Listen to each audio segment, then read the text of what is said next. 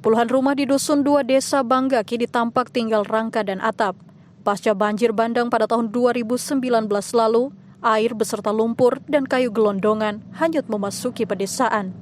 Saat itu terjadi sampai 6 kali banjir bandang, hingga menimbun puluhan rumah di desa itu. Warga pun harus mengungsi di tempat lebih tinggi atau ke rumah keluarga terdekat. Di saat warga lain bertahan di tempat pengungsian, Kristina dan keluarga memilih membangun kembali rumah yang telah tertimbun. Ini kan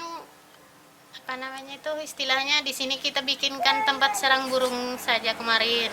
Tiba-tiba di sana tidak cocok sama tetangga di sana, terpaksa pulang-ulang kemari sini di tempat sini, lebih cari yang tempat amannya aja.